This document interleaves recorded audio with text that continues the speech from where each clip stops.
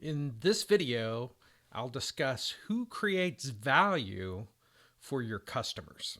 Who creates value to the customer in their organization?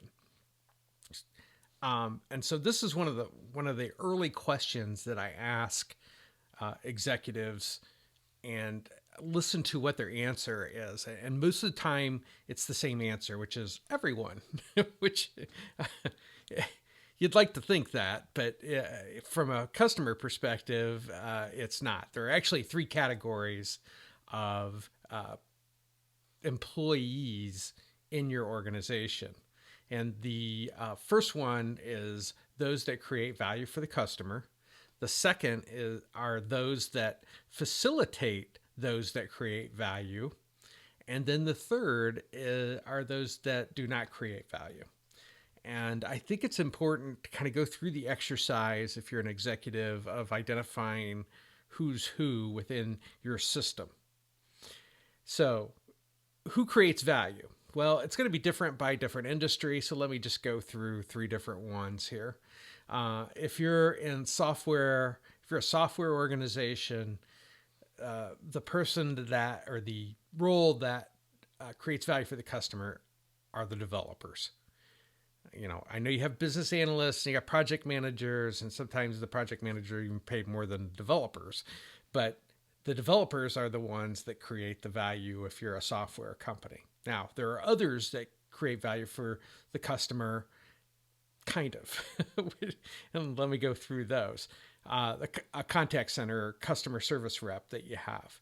But they can only create value if you allow them. And this is one of the problems I run into in most organizations is a customer calls up, has a problem.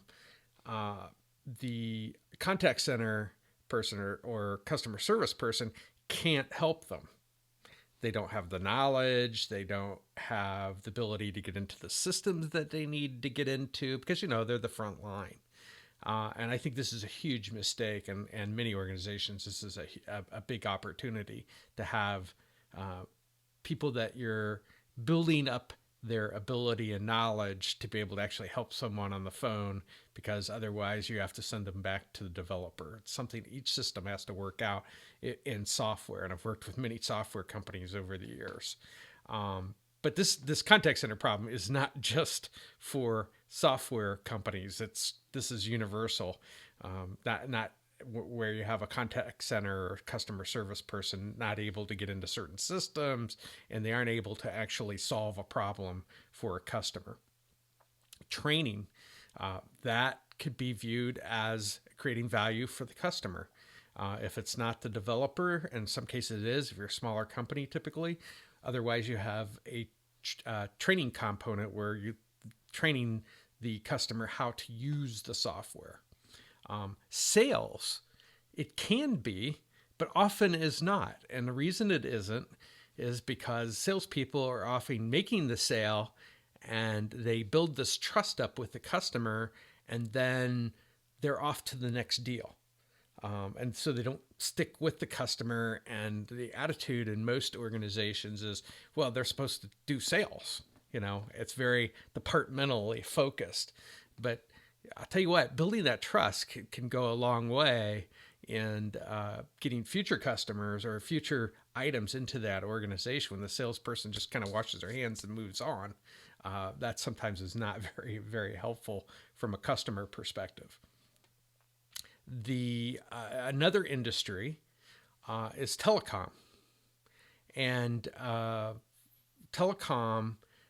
The people who create value are, again, it can be sales and trying to work through what you want to order, those types of things, but are the technicians, the people come out and actually install the whether it's cable or your internet or whatever it might be.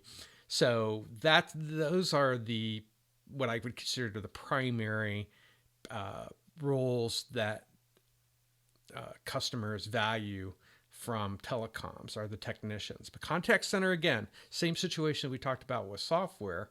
A lot of times, if you're having a problem, if you can actually get a contact center person to help you solve it over the phone, that saves a lot of time for the customer and things of that sort. It might be just something they just don't understand how to use something like how to set up their channels and things of that sort. So you have to look at what they're actually doing at the contact center. Another area are hospitals. The primary role for hospitals are physicians. That's the one overriding one, is they are the ones that create the value for patients. Now, close second are nurses, because they're the ones that have to kind of keep with the patient as they recover and get well. But how well the physician does typically is how much work the nurse is going to have to do in many cases. That's not always true, and sometimes it's only nurse contact, but depends on what the patient is coming in for. But if there's a physician involved, they're the one that create the most value from a patient perspective or customer perspective. And I'm not trying to devalue what nurses do, because they are left with everything that happens, how well or how poorly or whatever the physician does, which is one of the reasons why you need to make sure that the physician has everything that they need so that quality work can be done and the nurses don't have to be, reacting to things that are happening. So those are three industries. I could go through a few more, but those are the people that create the value. Now, there are those that help enable those that create value. So in a lot of organizations, it is, things like IT. I'm not talking about developers in this case, but you have an IT help desk and things of that sort. But they only help facilitate all these other activities that are going on. So in a telecom, you've got different people in IT with all a bunch of different systems, and so, but they're not the focus. They're often paid a lot more than, let's say, a customer service rep, which sometimes I agree and sometimes I disagree with. But the IT people are there to enable. Same with accounting and finance. So it's all these ancillary types of areas are not the ones that create value for the customer, and their aim should be to facilitate or enable those that do create value, and they need to understand that role. And a lot of the some of the videos that I've talked about the importance of all departments having some knowledge about what the customer needs out of the organization, but they also need to understand who creates value for the customer in their eyes. So it's a good exercise to go through. Now, this last category of no value, well, that's things like compliance. Now, you have to do it, but if push came to shove, and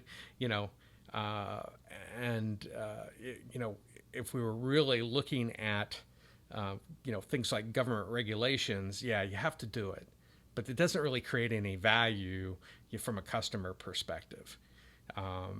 You're being compliant to some government regulation, or maybe compliant to things that you've put out within your organization.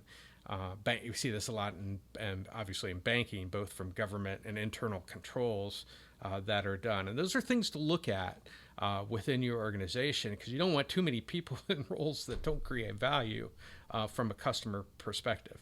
But this is all part of the executive education program that I've put together, where you look through the customer lens. These things start to come out about who does create the actual value in the organization. So in order to become an effective executive, this is a good thing to kind of go through. Who creates the value for your customer or your customers in your organization.